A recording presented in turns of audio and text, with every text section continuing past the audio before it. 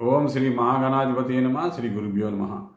నూతన సంవత్సరం 2026 జనవరి 1 నుంచి 15 వరకు కర్కాటక రాశి వారికి ఎలా ఉండబోతుందో ఇప్పుడు వివరంగా తెలుసుకోబోతున్నాం. దయచేసి స్కిప్ చేయకుండా పూర్తిగా చూడవలసిందిగా కోరుచున్నాము. ఆర్థిక విషయాలలో చాలా జాగ్రత్తగా వ్యవహరించవలసిన సమయం. ఆచితూచి డబ్బు ఖర్చు పెట్టండి. వృధా ఖర్చులకు దూరంగా ఉండండి. ముఖ్యంగా ఉద్యోగస్తులకు పనిచేసే చోట విపరీతమైన స్ట్రెస్, ఆందోళన, అలజడి ఉంటుంది. ఎవరైనా ఏమని అంటే కనుక భావోద్వేగాలు గురి కాకుండా చూసుకోండి. మరి కుటుంబ స్థానం అనుకూలంగా ఉంది. చిన్న చిన్న గొడవలున్న సద్దుమణిగిపోతాయి. ఆలోచించి నిర్ణయాల వల్ల మీకు సంపూర్ణ విజయం కలుగుతుంది. మరియు వ్యాపారస్తులకు చాలా చక్కటి కాలము. మీరు అనుకునేది సాధిస్తారు.